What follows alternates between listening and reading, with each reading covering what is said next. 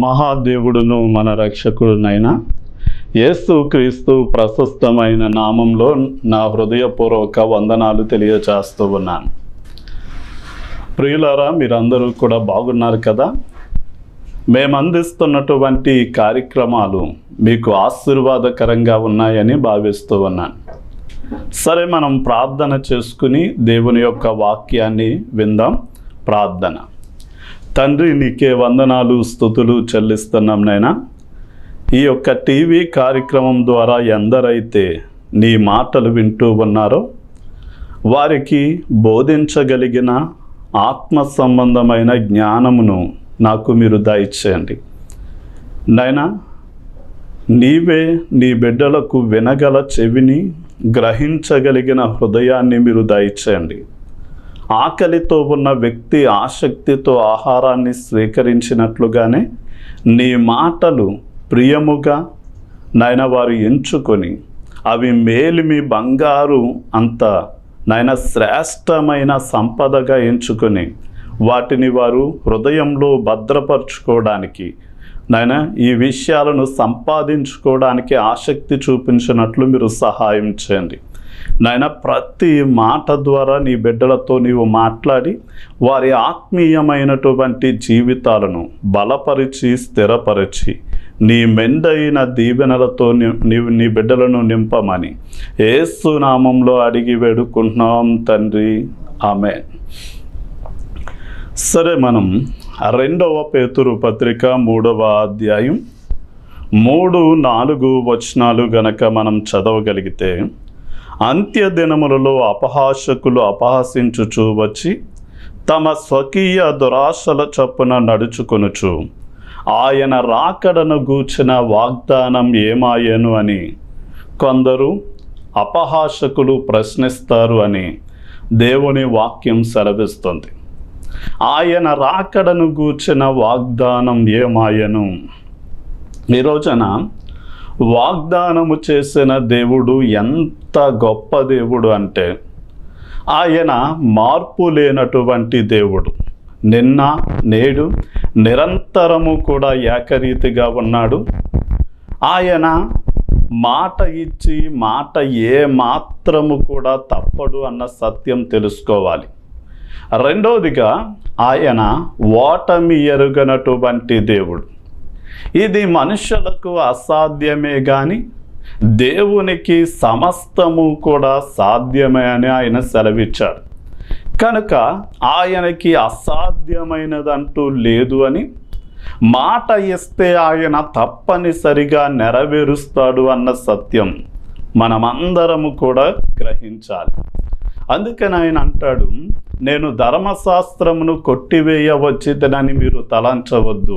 భూమి ఆకాశమైన గతించిపోతాయేమో కానీ నా మాటలు ఎన్నడూ కూడా గతింపవు అని ఆయన సెలవిచ్చాడు. అందులో సున్నైన అక్షరమైన పొల్లైనా తప్పిపోకుండా తప్పనిసరిగా దేవుని వాక్యం అంతా కూడా నెరవేర్పులోనికి వస్తుంది అన్న సత్యం మనం తెలుసుకోవాలి. అంటే ఇదిగో నేను త్వరగా వస్తూ ఉన్నాను అని ఆయన వాగ్దానం చేశాడు. అలాగే యేసుక్రీస్తు వారు మృతుల్లోండి లేచిన తర్వాత ఆయన తన శిష్యులకు కొన్ని విషయాలు ఆజ్ఞాపించి ఒలీవల కొండ మీద నుండి మేఘముల చేత కొనిపోబడుతూ ఉన్న సమయంలో శిష్యులందరూ ఆసక్తిగా ఆయన వైపు తేరి చూస్తూ ఉన్న సమయంలో 2 దేవదూతలు వచ్చి చెప్పిన మాట ఏంటి అంటే, గలిలయ మనుషులారా, ఎందుకు ఆకాశము వైపు మీరు తేరు చూస్తూ ఉన్నారు? ఆకాశమునకు ఏ విధంగా అయితే కొనిపోబడ్డాడో అదే విధంగా యేసు ప్రభువుల వారు మీకు ప్రత్యక్షమవుతారు అని సెలవిచ్చారు.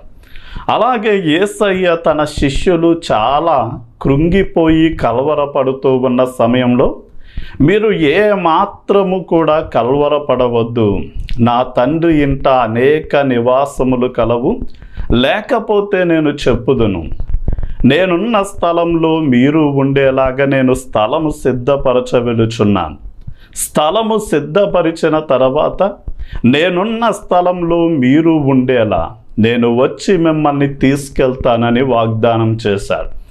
అంటే యేసయ్య వాగ్దానము చేశాడు అంటే తప్పనిసరిగా దాన్ని నెరవేరుస్తాడు. అయితే కొంచెం మంది అపహాస్యకులు అపహాస్యంగా మాట్లాడుతున్నారు. ఇదిగో నేను త్వరగా వస్తాను అని యేసయ్య వాగ్దానం చేశాడు కదా. రోజులు వారాలు నెలలు సంవత్సరాలు అయిపోతూ ఉంది. ఇప్పటికీ 2000 సంవత్సరాలు అయినప్పటికీ సృష్టి ఆరంభము నుండి ఉన్నట్లుగానే ఆ సృష్టి నిలిచి ఉంది. మనుషులు కూడా వారి వారి పనులను క్రమంగా చేసుకుంటూ ఉన్నారు. ఇదిగో నేను త్వరగా వస్తాను అని చెప్పిన యేసయ్య ఇంకా రావట్లేదేంటి అని అడిగారు.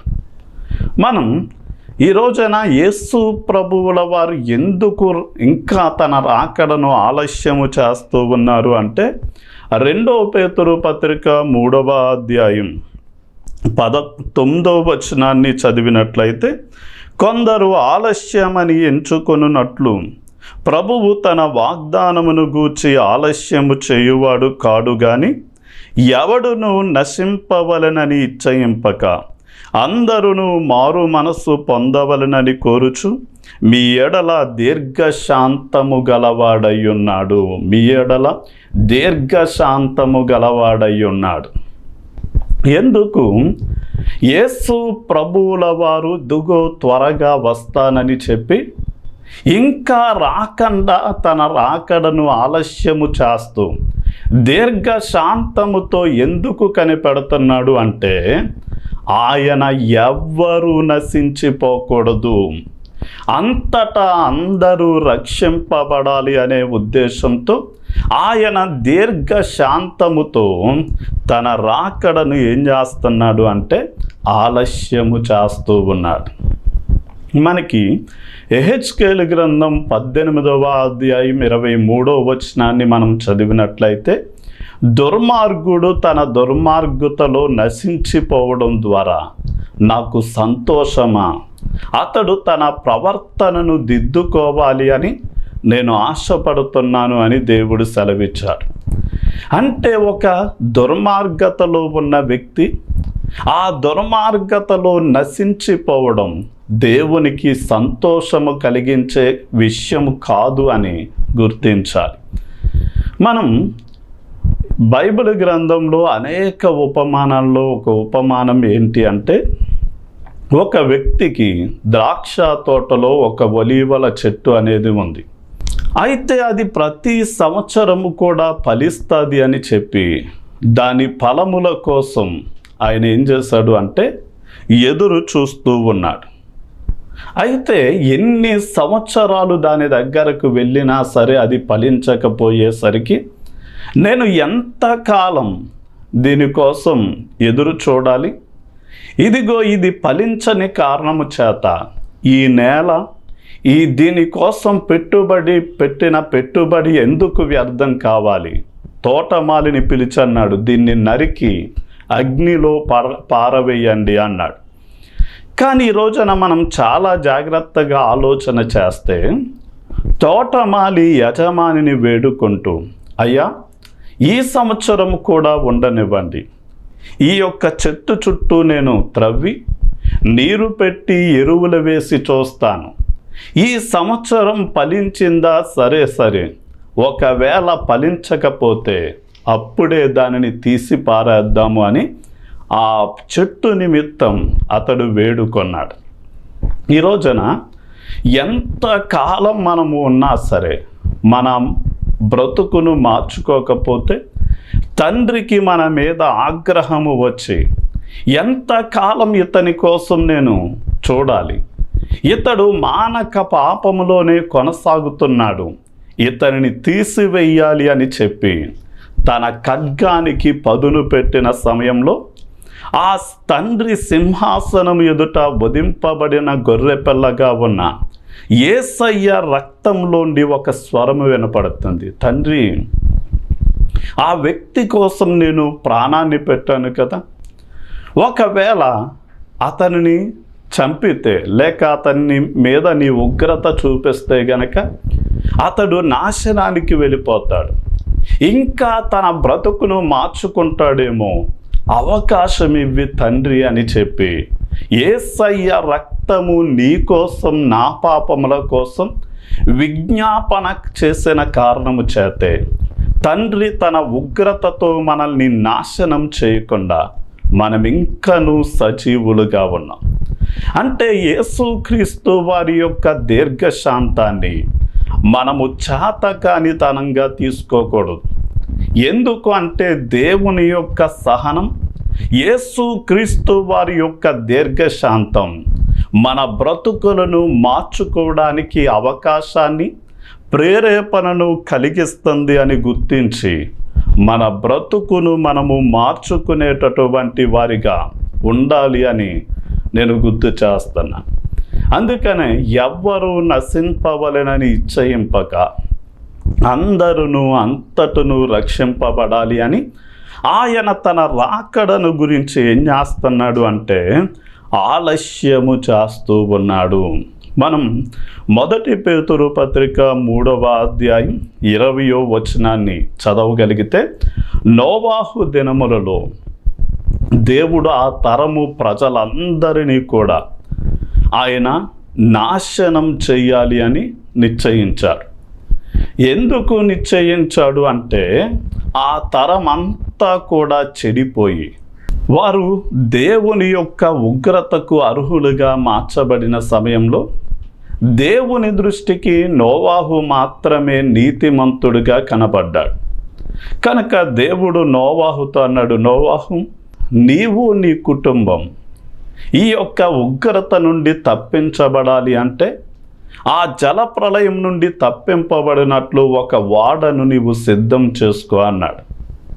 నోవాహు తన భార్య, 3 కుమారులు, 3 కోడళ్ళు వారు కష్టపడి ఓడను సిద్ధం చేస్తూ ఉన్న సమయంలో దేవుడు తన దీర్ఘశాంతము చేత ఎవరైతే నాశనానికి నియమించబడ్డారో అలాంటి వారి ఆత్మల దగ్గరకు వెళ్ళి ఆయన దీర్ఘశాంతముతో వారు రక్షింపబడినట్లు వారికి సువార్తను అందించి ఆ ఓడలోనికి ఆహ్వానించాడు. కానీ ఎవ్వరూ కూడా ఆ ఓడలోనికి రావడానికి ఇష్టపడలేదు. కేవలం నోవాహు తన భార్య, 3 కుమారులు, 3 కోడళ్ళు మాత్రమే దేవుడు తన దీర్ఘశాంతంతో తన సువార్తను అందించినప్పుడు దానికి లోబడి ఓడలోనికి ప్రవేశించిన ఆ 80 మాత్రమే రక్షించబడ్డారు. మనం యేసు ప్రభువుల వారి లేక దేవుని దీర్ఘశాంతం ఎంత గొప్పది అంటే సొదొమ గొమొర్రా పట్టణాలకు నాశనాన్ని నిర్ణయించినప్పుడు అబ్రహాము మోకరించి ప్రార్థిస్తూ ఉన్నాడు, తండ్రి, ఒకవేళ 50 మంది నీతిమంతులు సొదొమ గొమొర్రా అనే జంట నగరాలలో నివసిస్తూ ఉంటే అవిధేయులతో పాటు వారు నాశనం కావడానికి వీల్లేదు, ఆ పట్టణాన్ని కాపాడు ప్రభు అంటే, అబ్రహామా, నీవు ప్రార్థించినట్లుగా 50 మంది ఉన్న ఎడల నేను వారిని రక్షించుదును అని చెప్పాడు. 45 మంది ఉన్నారేమో ప్రభువా, అబ్రహాం 45 మంది ఉన్నా నేను రక్షిస్తాను. ఒకవేళ 40 మందే ఉన్నారేమో ప్రభువా, ఆ 40 మంది ఉన్నా నేను రక్షిస్తాను. ఒకవేళ 30 మంది ఉన్నారేమో, 20 మంది ఉన్నారేమో, 10 మందే ఉన్నారేమో ప్రభువా, దయతో ఆ పట్టణాన్ని కాపాడమని ప్రార్థన చేసినప్పుడు దేవుడు తన మహా దీర్ఘశాంతము చొప్పున అబ్రహాము ప్రార్థన విని 10 మంది నీతిమంతులు ఉన్నా సరే సొదొమ గొమొర్రాలు అనేటటువంటి జంట నగరాలను నాశనం చేయకుండా కాపాడతానని ఆయన వాగ్దానం చేశాడు. అంటే ఈ రోజున దేవుని యొక్క దీర్ఘశాంతం ఎందుకు మనకి అవకాశం ఇస్తూ ఉంది అంటే మన దుర్మార్గతలో మనము నశించిపోకూడదు. అంతటా ఉన్నటువంటి మనుషులు అందరూ కూడా వారి బ్రతుకును మార్చుకొని వారు రక్షింపబడాలి అని ఆయన తన రాకడను ఆలస్యము చేస్తూ ఉన్నారు. ఈ రోజున మనం దేవుని నమ్మినటువంటి బిడ్డలుగా తరచూ ఆదివారం మందిరానికి వెళ్తూ, అలాగే ఈ యొక్క యూట్యూబ్లోను టీవీల ద్వారా వాక్యాన్ని వింటున్నటువంటి మీరు, నీవు రక్షించబడ్డావు మంచిదే, నీ కుమారుడు రక్షింపబడ్డాడా లేదా, నీ కుమార్తె వారి కుటుంబాలు రక్షింపబడ్డాయో లేవో, నీ భర్త లేక నీ భార్య రక్షింపబడ్డారో లేదో ఒక్కసారి ఆలోచన చేసి, ఒకవేళ నీ ఇంటిలోనే ఇంకా రక్షింపబడవలసిన వారు ఉన్నారని యేసయ్య తన రాకడను ఆలస్యము చేస్తూ ఉన్నాడు. కనుక ఇక సమయము ఎంతో లేదు, నేను త్వరగా వస్తాను అని చెప్పిన దేవుడు త్వరలో రాబోతూ ఉన్నాడు. కనుక ఆయన వచ్చినప్పుడు మనం ఎత్తబడాలి అంటే గనక ఖచ్చితంగా మనం దీర్ఘశాంతంతో ఆయన రాకడను ఆలస్యము చేస్తూ ఉండగానే ఆయన దీర్ఘశాంతం మన బ్రతుకులను మార్చుకోవడానికి అవకాశాన్ని, ప్రేరేపణను కలిగిస్తుంది అని గ్రహించి మన బ్రతుకులను మార్చుకుందాం. ఈ రోజున యేసు ప్రభువుల వారి రాకడ ఎలా వస్తుంది, లేక ఎప్పుడు వస్తుంది అని గనక మనము ప్రశ్న వేసుకుంటే, మనకి చాలా నిర్దిష్టమైనటువంటి సమయం మనకి కావాలి అని మనం కోరుకుంటాం. ఉదాహరణకి ఎంత నిర్దిష్టమైన సమయం మనం తెలుసుకోవాలి అనుకుంటాము అంటే, ఏదైనా ఒక పని చెయ్యాలి అనుకున్నప్పుడు కొంచెం మంది ఏ రోజు చెయ్యాలి, ఏ గంటలో చెయ్యాలి, ఏ నిమిషంలో చెయ్యాలి అని మనం ఏం చేస్తాము అంటే నిర్దిష్టమైనటువంటి టయాన్ని కోరుకుంటాం. అలాగే చాలామంది యేసు ప్రభువుల వారు నేను మహిమతో, మహాప్రభావముతో, వేవేల దూతల పరివారంతో నేను దిగి వస్తాను, నేను త్వరగా వస్తాను అని చెప్పినప్పుడు వారు కూడా యేసయ్య ఎప్పుడు వస్తాడో తెలుసుకోవాలని ఆశించారు. ఆశించినప్పుడు మనం మార్కు సువార్త 13వ అధ్యాయం 32వ వచనాన్ని మనం చదివినట్లయితే ఆయన అంటాడు, ఇదిగో నా యొక్క రాకడ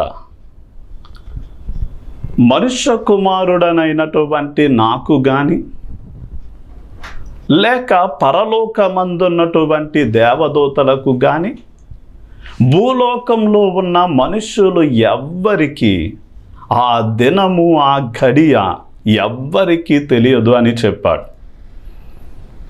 మరి యేసయ్య ఎప్పుడు వస్తాడో మనకి తెలియదు అనడానికి కొన్ని ఉదాహరణలు మనకి బైబిల్ గ్రంథంలో ఇవ్వబడ్డాయి.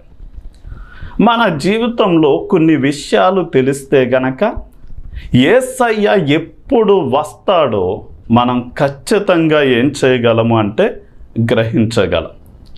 ఉదాహరణకి యేసయ్య రాకడను గురించి అంటాడు, ఆ దినము దొంగ వచ్చినట్లు వచ్చును అంటాడు.